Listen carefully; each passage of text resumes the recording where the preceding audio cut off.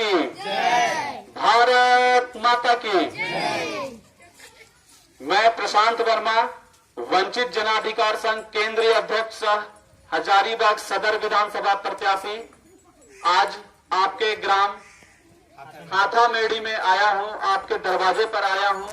यहां पर मौजूद आप सभी तमाम जनता का, माता बहन, जितने भी हमारे मित्र बंधु हैं, आप सभी को मैं प्रणाम करता हूं, नमस्कार करता हूं, जोहार करता हूं। साथियों, आज मैं आपके गांव पर भ्रमण करने आया हूं, जनसंपर्क अभियान करने आया हूं, आप लोगों से मिलने आया हूं। संदर्भ हमारा ये है कि आने वाले विधानसभा के चुनाव में मैं एक निर्दलीय प्रत्याशी के रूप में आप लोगों के बीच में आ रहा हूं और मैं आशा करता हूं कि आने वाले चुनाव में आप सभी जितने भी हमारे भाई बंधु हैं, हमारे जितने भी अभिभावक हैं, बिल्कुल निस्वार्थ होकर के पार्टी आधारित नहीं बल्कि प्रत्याशी आधारित चुनाव की ओर अपना कदम आगे बढ़ाएंगे। क्योंकि आप सभी देख रहे हैं कि वर्तमान स्थिति क्या बनी हुई है, जहां बड़ी बड़ी राजनीतिक दलों में काले कमाई वाले लोग, जी हाँ, मुझे बोलने में बिल्कुल भी संकोच नहीं होगा कि शहर के जितने भी काले कारोबारी हैं, जितने भी काली कमाई वाले लोग हैं, जिन्होंने बुरी तरीके से, गलत तरीके से धन संचय करके रखा है, आज वो सारे लोग धन बल के दम पर चुनावी दल के टिकट को प्राप्त करने के लिए एड़ी चोटी एक किए हुए हैं। अब सोचिए कि वैसे लोग अगर काली कमाई का दुरुपयोग करके समाज में टिकट लेकर के आ रहे हैं तो वो आपके लिए कितना आवाज उठाएंगे, आपके लिए क्या काम करेंगे। आज जब मैं जिन सड़कों पर चलकर आया हूं तो वो सड़क चलने के लायक नहीं है, लेकिन आप सोचिए कि फॉर्च्यूनर और स्कॉर्पियो पे गाड़ी, जैसे स्कॉर्पियो और फॉर्च्यूनर जैसे वाहन पे सवारी करने वाले नेता अगर पैसों के दम पर में आएंगे टिकट लेकर के, तो उन्हें तो गड्ढों का एहसास ही नहीं है। मैं उन तमाम नेताओं से आग्रह करता हूं कि अगर आपको देखना है तो हमारे जैसे दोपहिया वाहन पर आप सवार होकर के इन गांव गलियों में, आप कच्ची पगडंडियों में आइए, आपको समझ में आ जाएगा कि आपने क्या विकास का काम किया है।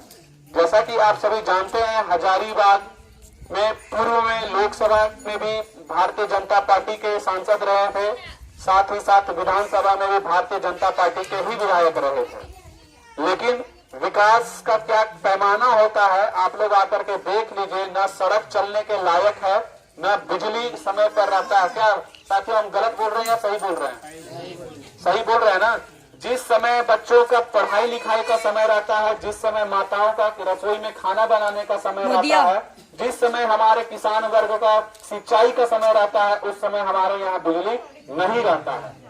अगर हजारीबाग में थोड़ा सा भी मौसम खराब हो गया, जी हाँ, बादल मंडराने लग गया, तो समझिए कि बिजली विभाग बिल्कुल विलुप्त हो जाता है। बत्ती बिजली काट करके बिल्कुल कंबल तान करके सो जाता है।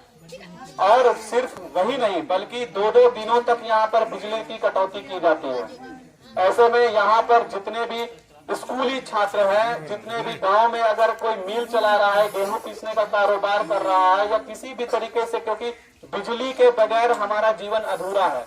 हर चीज आज हम लोग बिजली पर डिपेंडेंट हैं। जिस समय अगर बिजली की आवश्यकता है और उसी वक्त अगर बिजली गांव में ना रहे तो फिर हमारे हिसाब से बिजली रहना या ना रहना कोई मतलब नहीं रहता है। मैं राज्य सरकार से निवेदन करूंगा कि अपना खुट्टा डंडा उखाड़ के ले जाएं, तार समेट के ले जाएं।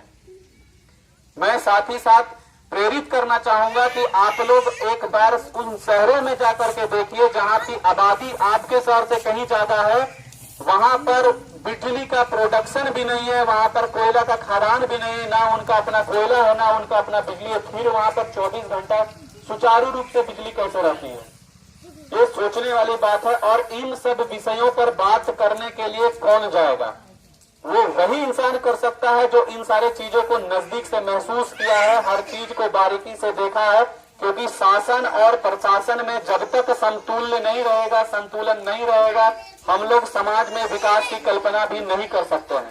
क्यों? क्योंकि प्रशासनिक पदाधिकारी को कंट्रोल करने का काम शासन का होता है, और शासन में जब तक पढ़े लिखे इंसान, नवयुवक, नौजवान नहीं जाएंगे तो प्रशासन के साथ तालमेल नहीं हो पाएगा।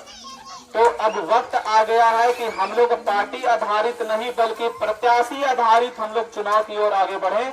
और हम लोगों के सामने में जितने भी प्रत्याशी आ रहे हैं, उन सारे प्रत्याशियों के चाल चलन चरित्र का निरीक्षण हम लोग स्वयं करें, बिना किसी के बहकावे में आकर।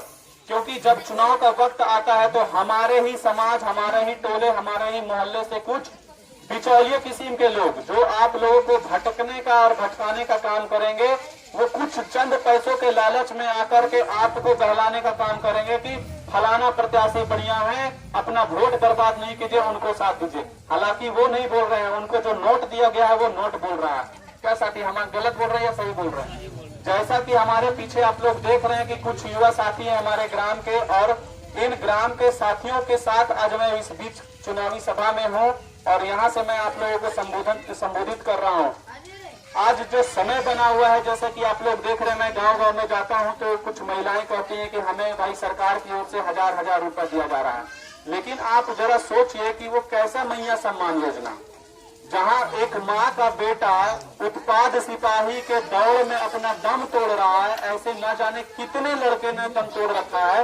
तो सोचिए कि वैसे जो लड़कों का दम टूट रहा है उनको मरने के लिए मैदान में छोड़ दिया जा रहा है, और किसी बच्चे के मौत के बाद उस गांव की कोई भी महिला कैसे सम्मानित हो सकती है? कैसे उस सम्मान राशि को सम्मान के नजर से देख रहे हैं? तो मैं आग्रह करता हूं कि ऐसे लोभ लालच वाले आप किसी भी योजना के चक्कर में ना पड़े, बल्कि इन सारे चीजों को नजरअंदाज करते हुए आप इस बार के विधानसभा चुनाव में एक सच्चे और काबिल प्रत्याशी की ओर कदम बढ़ाएं।